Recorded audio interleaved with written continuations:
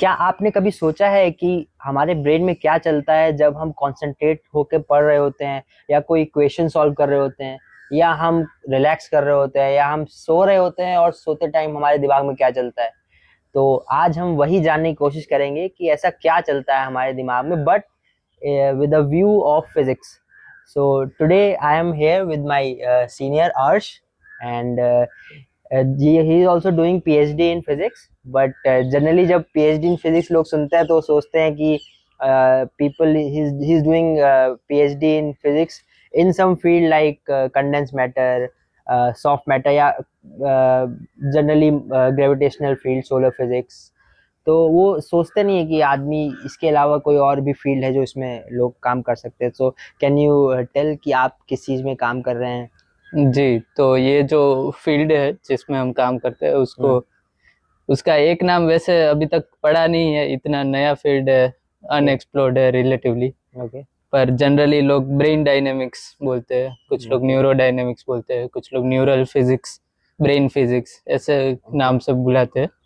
पर हाँ, जो हम स्टडी कर रहे हैं, जैसे कि आपको पता ही होगा कि बॉडी में सेल्स होते हैं, जो ब्रेन में सेल्स है जिनको न्यूरॉन कहते हैं, वो फायर होते हैं, मतलब उसमें से इलेक्ट्रिसिटी जाती होती है। तो at the end of the day वो भी फिजिक्स ही है। राइट। वो सब कनेक्टेड है, जैसे एटम्स कनेक्टेड होते हैं, कपल्ड होते हैं, और उसमें से एक इमर्जेंट फिनोमिनन आती है, जैसे हीट कैपेसिटी होगी मेटल की, ऐसे ही ब्रेन में इमर्जेंट फिनोमिनन आती है। और वो सब का स्टडी हम नॉन लीनियर डायनेमिक्स मतलब फिजिक्स के पर्सपेक्टिव से करते हैं। तो ये एक ब्रॉड पिक्चर है। अच्छा, तो आप मतलब आपके सब्जेक्ट्स वो ह्यूमन सब्जेक्ट्स होंगे? हाँ, तो हम एक्सपेरिमेंट्स करते हैं, तो हम ह्यूमन सब्जेक्ट्स जो कि यहीं के स्टूडेंट्स होते हैं, पीएचडी या अंडरग्रेड वाले। मुझे याद है एक बार मैं भी था उसमें। जी। हाँ, आमतौर पे हम रिवील नहीं करते कौन होते हैं सब्जेक्ट्स, पर अगर सब्जेक्ट रिवील करना चाहता है तो बस क्या मेरा करें। डेटा डिलीट कर दिया गया था। हाँ, तो ह्यूमंस को हम बुलाते हैं, और जैसे हार्ट का ईसीजी होता है वैसे हम ब्रेन का ईईजी करते हैं। Okay. So easy easy machine जब लोग सुनते हैं तो ऐसा सोचते हैं कि ईजी तो डॉक्टर्स यूज करते हैं, जैसे ईसीजी होता है हार्ट के लिए, वैसे आप कह रहे हैं ब्रेन के लिए। हाँ, तो ईजी जनरली लोग सोचते हैं न्यूरो साइंस वाले या डॉक्टर्स यूज करते हैं। तो एक फिजिक्स स्टूडेंट कैसे मतलब ईजी वो यूज कर रहा है? हाँ, तो या आप मतलब बता सकते हैं कि ईजी क्या होता है इन सिंपल टर्म्स, और कैसे आप यूज करते हो उसको?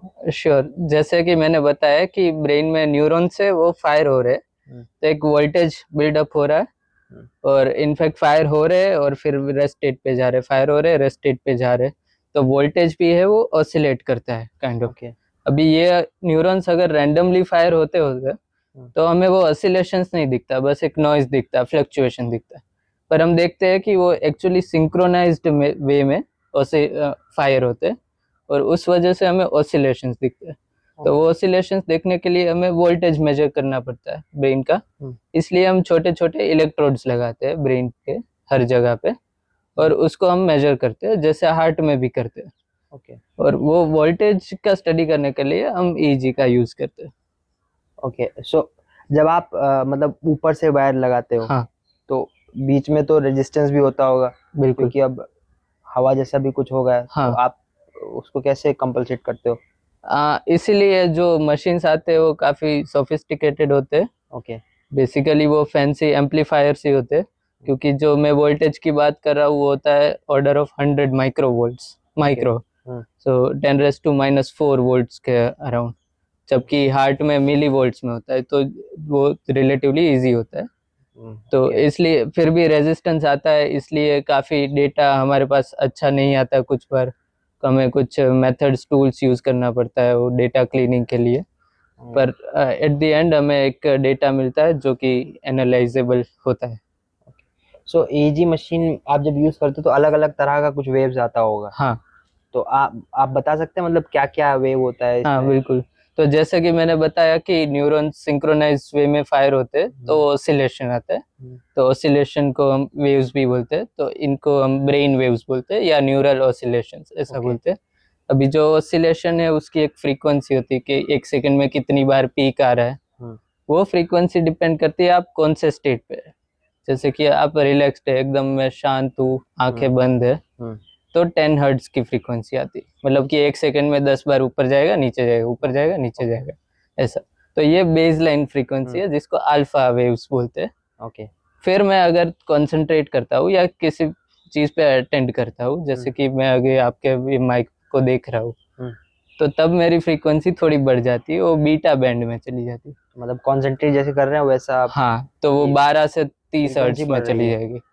फिर मैं और ज्यादा कंसंट्रेट कर रहा हूँ या कुछ कॉग्निटिव टास्क कर रहा हूँ, कि पजल सॉल्व कर रहा हूँ, एग्जाम का क्वेश्चन जेई का सॉल्व कर रहा हूँ, तो और भी ज्यादा फ्रीक्वेंसी हो जाएगी, 40 हर्ट्ज 50 हर्ट्ज, जो कि गामा वेव्स है। और दूसरी तरफ अगर मैं सोने जा रहा हूँ तो मेरे थीटा वेव्स आएंगे 4 हर्ट्ज के आसपास। और एकदम डीप स्लीप में हूँ, नॉन आरईएम, तो उसमें और भी कम, आधे हर्ट्ज 1 हर्ट्ज की फ्रीक्वेंसी भी आती है। तो मैक्सिमम क्या मतलब जितना आप बहुत कंसंट्रेट करके मान लीजिए कोई पढ़ रहा है, हाँ, तो उस समय मैक्सिमम क्या 50 हर्ट्ज तक जाती है, ऐसा है? नहीं, लोग 100 हर्ट्ज तक भी स्टडी करते हैं।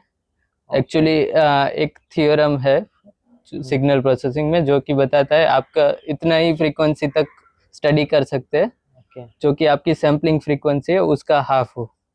तो आपकी सैम्पलिंग फ्रीक्वेंसी अगर 500 हर्ट्ज की है तो आप 250 हर्ट्ज तक ही जा सकते हैं। तो कुछ लिमिट के बाद तो आप स्टडी भी नहीं कर सकते, और जनरली 100 हर्ट्ज तक लोग चाहते हैं स्टडी करते हैं। मतलब एक तरह से ह्यूमन लिमिटेशन है क्या ये कि मैक्सिमम वो 100 हर्ट्ज तक जा सकता है सबसे पीक कंसंट्रेशन नहीं, में? मुझे एग्जैक्ट नंबर याद नहीं है, but order of 100 hertz. Around. Okay okay. So जो आप ये स्टडी करते हो तो उसमें एक ये बड़ा सवाल है कि you are studying it as a physicist, you are using tools of physics, so how does a physicist way of thinking helps in understanding the brain? हाँ, तो उसका पहला शॉर्ट आंसर होगा कि साइंस में अभी तक हमें पता चल गया है कि ऐसे कुछ कंपार्टमेंट्स होते ही नहीं है। फिजिक्स, केमिस्ट्री, बायोलॉजी, ये सब तो हम अपने कंफर्ट के लिए 11th-12th में पढ़ने के लिए, जी नीट के लिए बनाते हैं। हम देखते हैं कि बायोलॉजी में लोग जो स्टडी करते हैं सेल का, उसमें भी केमिकल प्रोसेस होती है, और जो ये केमिकल प्रोसेस बोलते हैं वो भी सब फिजिकल प्रिंसिपल्स को ही फॉलो करते हैं। Exactly. तो यूनिवर्स में तो कोई ऐसे डिब्बे बनाए ही नहीं है फिजिक्स केमिस्ट्री वाले, पर फिजिक्स स्टडी करना मतलब क्या कि उनके जो कंपोनेंट्स है वो एक दूसरे के साथ कैसे इंटरेक्ट कर रहे हैं और उससे ग्लोबली क्या फिनोमिनन इमर्ज हो रही है। ओके। तो हम यही स्टडी कर रहे हैं, बस हमारा जो मैटर है, जो फील्ड है, वो है ब्रेन, जिसको हम स्टडी कर रहे हैं। तो ब्रेन हमारा एक सिस्टम है जिसको हम स्टडी कर रहे हैं फिजिक्स पर्सपेक्टिव से।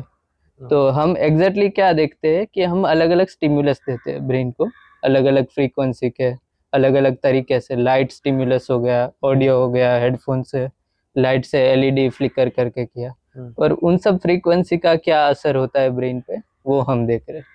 तो ये चीज़ तो फिजिक्स में स्टडी होती है। तो जैसे आप कोई ह्यूमन सब्जेक्ट आया आपके पास, हाँ तो आप मतलब उस पे आपने ईईजी वो कैप वगैरह वो सब लगाया जी, और फिर आप किस रेंज में स्टडी करते हैं वो उसकी कौन से फ्रीक्वेंसी? हम जनरली अल्फा और बीटा में स्टडी करते हैं, तो 10 हर्ट्ज से 20 हर्ट्ज के बीच। तो ये उसकी नेचुरल फ्रीक्वेंसी हो गई रिलैक्स्ड स्टेट हाँ, की। वो 10 हर्ट्ज होती है अल्फा। तो फिर आप उसमें लाइट फ्लिकर्स करके जी, तो आपने क्या ऑब्जर्व किया कि जब लाइट फ्लिकर करते हैं सामने तो? हाँ, तो ये जो फिनोमिनन होती है इसको एंट्रेनमेंट बोलते हैं। एंट्रेनमेंट का आम भाषा में मतलब है कि हम कुछ म्यूजिक सुनते हैं जिसकी कुछ बीट है, तो उसी बीट पे हम पैर हिलाते हैं या थिरकने लगते हैं, हेड नोड करते हैं। तो ऐसे ही ब्रेन भी एंट्रेन हो जाता है वो रिदम से। अभी वो रिदम अगर लाइट की है तो लाइट की रिदम से एंट्रेन हो जाएगा। जैसे कि मैं एलईडी फ्लिकर कर रहा हूँ 15 हर्ट्ज से, तो आपका ब्रेन वेव्स में भी 15 हर्ट्ज वाली फ्रीक्वेंसी आ जाएगी, जो हम फूरियर ट्रांसफॉर्म करके देख सकते हैं। तो ये सेटअप है, एक डार्क रूम में सब्जेक्ट बैठेगा चेयर पे, और सामने हम एलईडी रखेंगे जो कि ब्लिंक करेगी, फ्लिकर करेगी विद सम फ्रीक्वेंसी। तो ये स्टिमुलस जब ऑफ है तब हमारे पास कुछ सिग्नल आएगा, अनएंट्रेड सिग्नल। फिर हमने ब्लिंकिंग ऑन किया, तो on off with frequency of 10 hertz. तो उससे जो सिग्नल आया वो एंट्रेंड सिग्नल आया। फिर से हमने दोनों फेज रिपीट किया, तो ऑफ किया और फिर ब्लिंकिंग किया। तो अब हम देख रहे हैं correlation between entrained signals and unentrained signals. Okay. तो पहले तो जैसे बताया मैंने कि जब स्टिमुलस ऑफ होता है तब 10 हर्ट्ज के आसपास एक हमें बैंड मिलता है, पीक मिलता है। ये है हमारा अल्फा बैंड, जिसमें हमारा ब्रेन जनरली होता है जब हम रिलैक्स्ड है, आंखें बंद ये है। वो फ्रीक्वेंसी जिसमें ब्रेन बस रिलैक्स बैठा है आदमी। हाँ, ये हमारी नेचुरल फ्रीक्वेंसी है, ऐसा बोल सकते हैं। ओके। फिर जब हम एंट्रेन करते हैं तो हम देखते हैं एक बहुत बड़ा सा पीक आता है एग्जैक्टली 10 हर्ट्ज पे। और तो बाकी यहाँ पीक्स चले गए? बाकी बहुत छोटे हो गए। यहाँ देखो हाँ। 100 तक है ये वाई एक्सिस, ये 10,000 तक चला गया। तो ओके। इतना बड़ा स्पाइक आया। ओ, उतना ही नहीं, यहाँ 20 पे भी छोटा सा एक स्पाइक आता है। ओ, तो ओके। इससे पता चलता है कि हमारे ब्रेन में हार्मोनिक्स आ रहे हैं, जो कि स्टिमुलस में नहीं था, इनपुट में नहीं था, पर आउटपुट में आया। अच्छा, इसका फर्स्ट हार्मोनिक, सेकंड हार्मोनिक। हाँ, इसका मतलब होता है कि जो सिस्टम हम स्टडी कर रहे हैं वो नॉन लीनियर है, ओके। जो कि है, ब्रेन है ही। तो फिर हम जब कोरिलेशन प्लॉट करते हैं तो ये कोरिलेशन ज़्यादा आता है जब स्टिमुलस ऑन हो कंपेयर टू जब ऑफ हो।